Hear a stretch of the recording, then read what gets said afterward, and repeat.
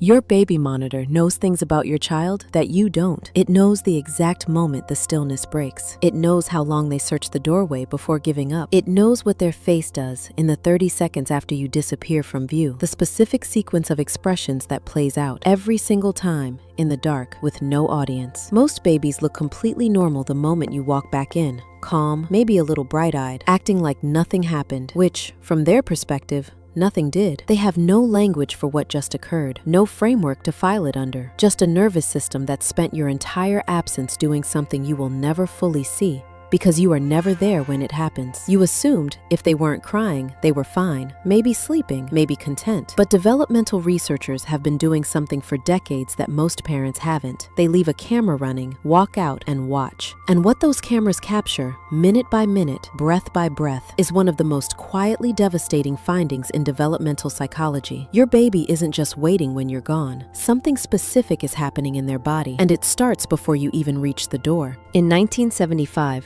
Edward Tronick at Harvard ran what would become one of the most replicated experiments in developmental science. A mother sits across from her infant, engaged, warm, responsive. Then, on cue, her face goes still, flat, neutral.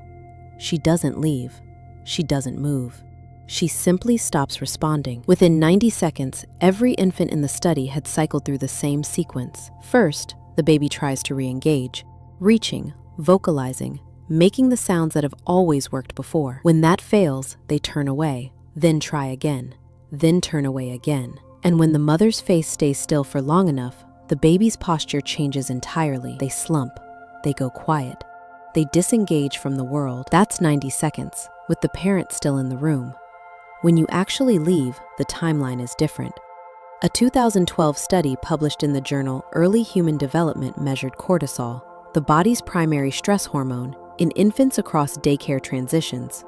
On days when the primary caregiver departed, cortisol levels were elevated above baseline within 15 minutes of separation, not within hours, within 15 minutes. What made the findings more striking was what cortisol did after that. In secure infants, levels peaked and declined, but in infants assessed as insecurely attached, cortisol continued rising across the day, not spiking and settling, but accumulating. By afternoon pickup, some of these children had hormonal profiles that looked physiologically identical to what researchers measure in adults experiencing acute stress. The silence isn't calm. The stillness isn't sleep. The baby that stops crying hasn't decided everything is fine. Developmental psychologists have documented something that tends to unsettle parents when they first hear it. Infants as young as 4 months begin showing measurable physiological responses to departure cues, not to the departure itself, but to the sequence that precedes it. The bag, the shoes, the particular way you check your phone twice before you reach the door. Every morning that has ever ended with you leaving has been a learning trial, and your baby has been running that data since the first week of life. By the time they can sit up, many infants have mapped your entire departure routine with a precision that would be impressive if it weren't also heartbreaking. They recognize the shoes before they're on your feet. They recognize the pause at the door.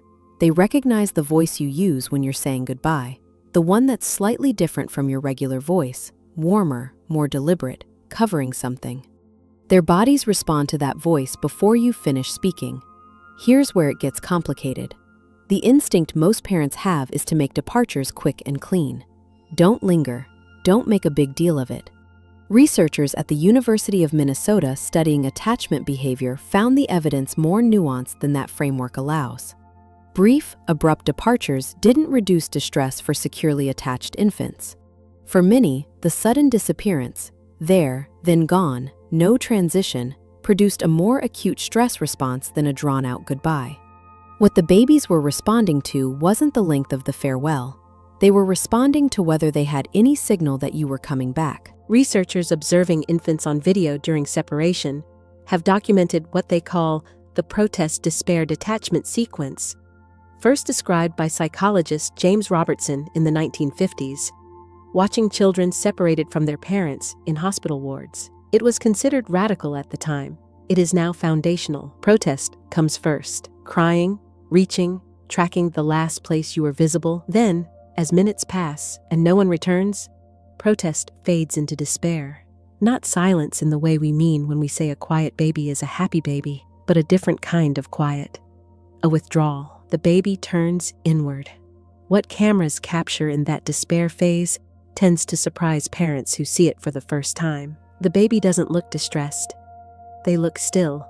Sometimes they rock. Sometimes they stare at something with the focus of someone who's gone somewhere else. Sometimes they bring a hand to their mouth and work at it with an intensity that has nothing to do with hunger. These are self-regulatory behaviors, the nervous system doing what it has to do when the external regulator, you, is no longer available. And here's the piece that rarely makes it into the parenting conversation.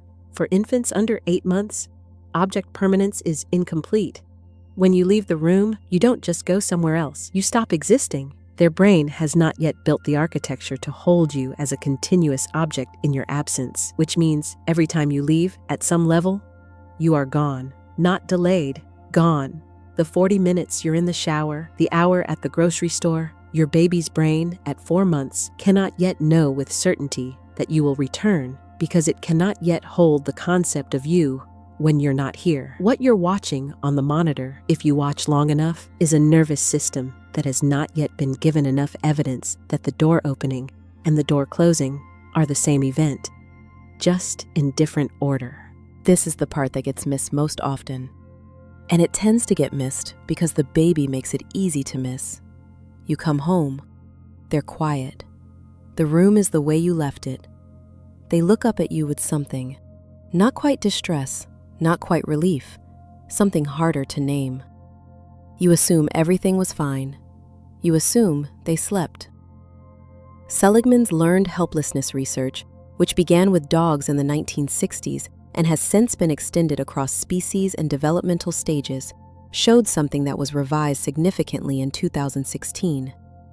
Passivity is not something organisms learn. Passivity is the nervous system's default when it has determined that its actions cannot change the outcome. A baby that stops crying after 40 minutes alone hasn't settled. It has stopped believing that crying matters. A 2019 study measuring cortisol in infants across repeated daycare separations found something researchers called attenuated stress response in children with the most extensive separation histories.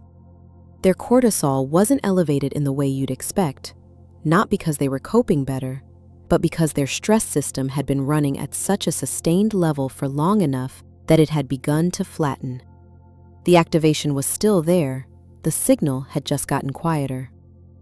The baby that seems completely fine when you get home might be the one who spent the longest time in despair. A 2019 study out of Stockholm measured long-term cortisol in parent-infant pairs. Not the cortisol of a difficult moment, but the slow accumulation over weeks, captured in hair samples. The levels were synchronized. Anxious parent, elevated infant cortisol. Regulated parent, regulated infant. When researchers looked at the direction of that relationship, which nervous system was calibrating the other, the answer was unambiguous. The parent's baseline was predicting the infant's, not the reverse.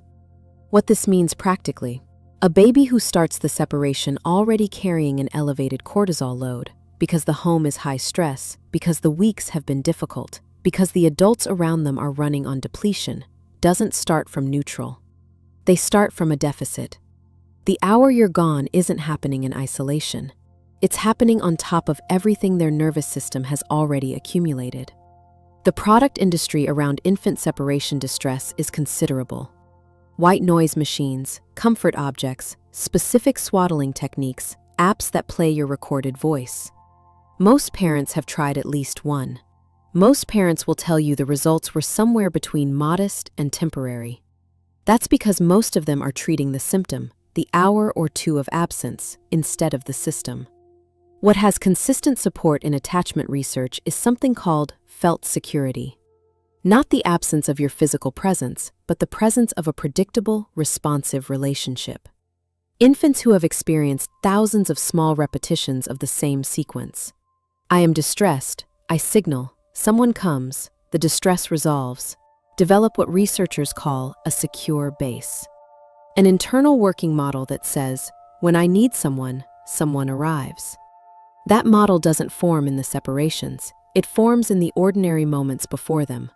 the response times, the eye contact, the way you come back when they call. Mary Ainsworth's strange situation research in the 1970s showed something that continues to be confirmed. Securely attached infants, the ones with the most regulated stress responses during separation, were not the infants whose parents had been most physically present. They were the infants whose parents had been most consistently responsive. The distinction matters. Presence without attunement produces similar insecurity to absence.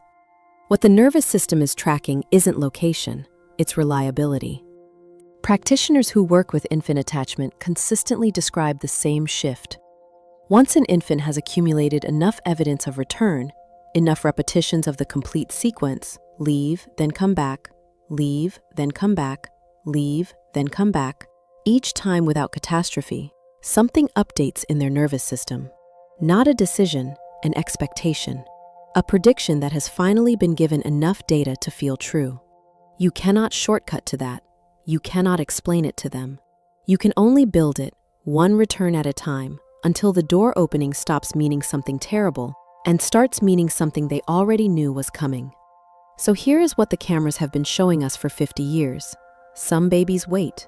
Some cycle through the protest despair sequence on a 20-minute loop for the entire duration of your absence. Some go quiet in a way that looks like contentment and isn't. And almost none of it is connected to anything you did wrong or anything a white noise machine can touch. What they're responding to is the absence of a specific nervous system, yours.